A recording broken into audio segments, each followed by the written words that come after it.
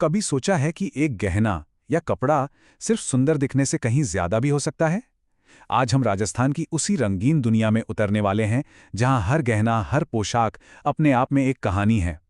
पहचान की, परंपरा की और इतिहास की। तो इस बात को ना थोड़ा और गहराई से समझते हैं। देखिए, राजस्थान में कोई क्या पहनता है, ये सिर्फ फैशन का मामला नहीं है, ये उसकी पहचान है।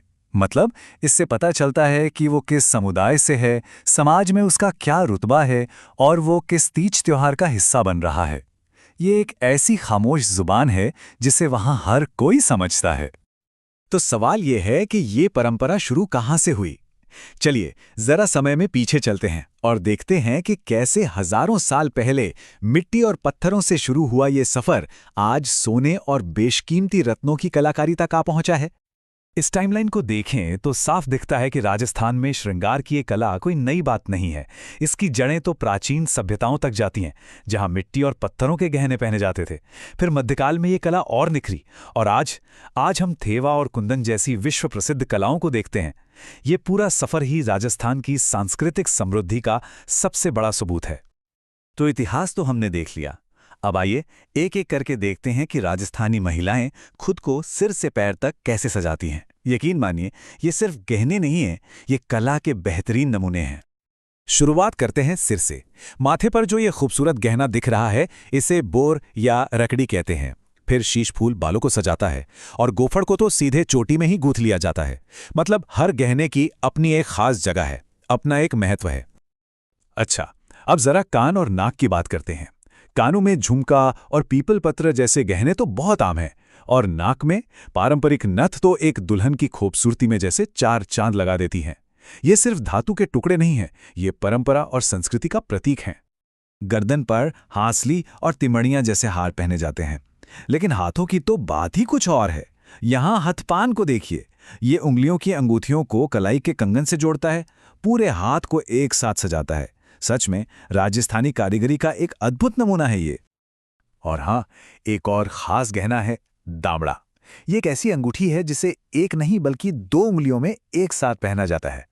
सोचिए, कारीगरों की रचनात्मकता और हुनर किस स्तर का होगा। ये श्रृंगार का सफर कमर तक पहुंचता है, जहां करधनी पहनी जाती है, और सबसे आखिर में पैरों में होती है पायल या पायजेब। इसके घुंघरुओं की मीठी आवाज हर कदम पर जैसे संगीत बिखेरती चलती है। और ऐसा बिल्कुल नहीं है कि सिर्फ महिलाएं ही गहने पहनती हैं। राजस्थान में पुरुष भी बड़े गर्व से कानों में मुर्कियां और हाथों में कड़ा पहनते हैं। ये उनकी शान और परंपरा का एक अहम हिस्सा है। तो ये खूबसूरत गहने आखिर बनते कैसे हैं? चलिए अब राजस्थान की कुछ खास शिल्प कलाओं पर एक नजर डालते हैं, जो इन आभूषणों को इतना अनूठा और कीमती बनाती हैं। यहाँ 4 प्रमुख कलाएं हैं। प्रतापगढ़ की थेवा कला, जिसमें कांच पर सोने का इतना बारीक काम होता है कि देखकर हैरानी होती है। फिर है जयपुर की मशहूर कुंदन कला, जिसमें रत्नों को सोने में जड़ा जाता है। नाथद्वारा की तारकशी में चांदी के पतले तारों से डिजाइन बनते हैं। और कोफ्तगिरी, जिसमें फौलाद पर सोने के तार जड़े जाते हैं। ये सिर्फ तकनीकें नहीं, बल्कि पीढ़ियों से चली आ रही एक अनमोल विरासत हैं। गहनों की दुनिया से निकलकर अब हम कपड़ों के रंगों और धागों की दुनिया में कदम रखते हैं, क्योंकि याद रखिए, राजस्थान में कपड़े भी बोलते हैं। पुरुषों की पारंपरिक पोशाक में अंगरखी, धोती और सबसे जरूरी पगड़ी शामिल हैं। वहीं महिलाएं घाघरा, कुर्ती काचली और ओढ़नी का 3 टुकड़ों वाला पहनावा पहनती हैं। ये सिर्फ पहनावा नहीं है, ये उनकी पहचान का एक अभिन्न अंग है।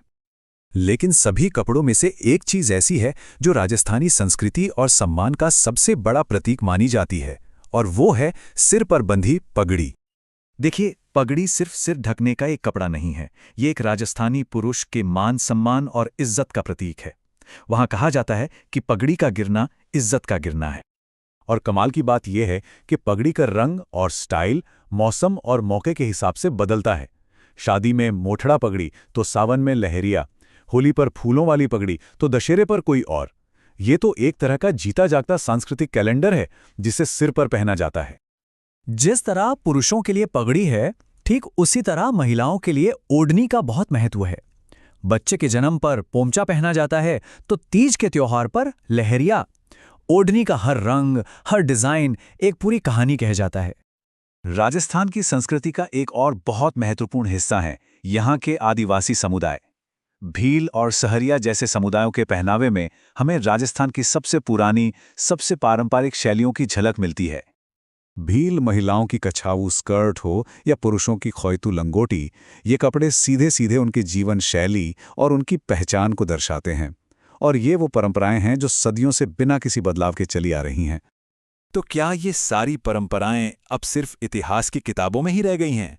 जी नहीं, बिल्कुल नहीं। ये परंपराएं आज भी जिंदा हैं।